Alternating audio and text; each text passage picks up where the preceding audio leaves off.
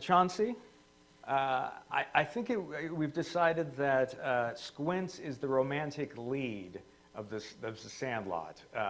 He's the only character who really gets much of a romantic story in this film. I guess that, the girls always like Benny, but yeah, I guess Squints kind of stole the show in regards to that, and he has the happy ending at the end as well. I'd like to think that maybe you've improved your pickup lines, though. Yeah, they've probably gotten a lot less, it was kind of a weird flex, but, it was the 90s. What are you going to do? No more diving into the pools and sticking at the bottom. No, I revisited this film last night because it had been a little while since I had seen it. I had forget, I mean, when I think about it, it's usually like, oh yeah, that's that baseball movie, but it's more than that because it's also about a bunch of outcasts, the new kid in town. It's about, just people who didn't fit in with anybody except for themselves. And I think that's a great story. And on that, I can connect with it. Looking back, I mean, obviously, I don't think you probably expected to be celebrating a 30th anniversary in the way that you are with this film. What do you remember of shooting this in Salt Lake City? It was hot, and it was a blast. We had a lot of fun. It felt like we were just having, one of the best summers of our lives, and we got to shoot a cultural phenomenon of a film at the same time. It was a lot of fun. We just played ball, and we were, young kids having a good time, and we were shooting a major motion picture at the same time. It was a pretty cool experience. Was it a little overwhelming, or was it because of the kind of, being in the small city and everything, did that kind of keep it from getting overwhelming?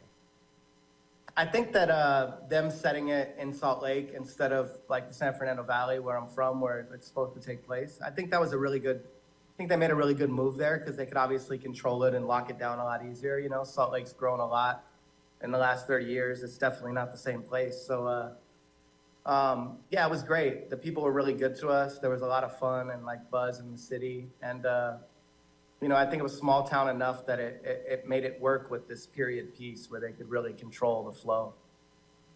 You've been back now a few times to celebrate the Sandlot. What is it like coming back to Salt Lake and actually getting to go where the Sandlot is and being able to visit that area that you spent, this summer of your life in?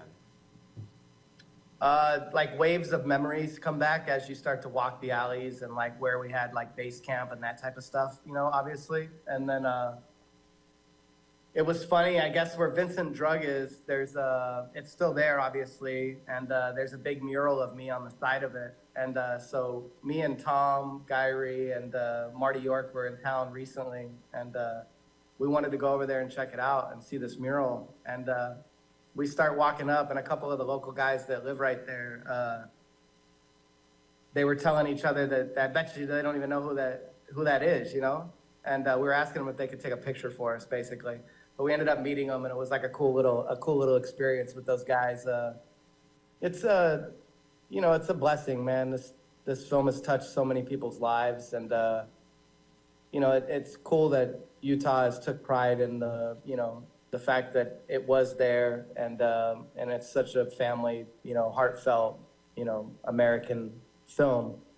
We're just appreciative that they welcome us back and we get to share this with the town, Well, this has gone beyond just Utah. This is kind of, maybe 10 years ago it was mostly remembering in Utah, but this has become a thing. The popularity for this has resurged. There's more of a demand for you guys now than there was, 10 years ago. There's more, you're visiting MLB games, you're doing, all sorts of stuff. I mean, is that unreal? It is a little, it's like surreal. You see like the tattoos, like the Squints tattoos, and then like this stuff and all the shirts and merch, and it's cool. It's cool that like there's been something in this film for everybody and for multiple generations. And I think that there's not many things that stand the test of time, and there's not many things that the youth are continued to be interested in. So the cool part is that, multiple generations can share this film with their loved ones, and people continue to want to watch it. And it's just cool to watch it grow, and be a part of it. We've been blessed to you know, share this moment with all of these families and then get to hear their stories later. It's a really cool thing.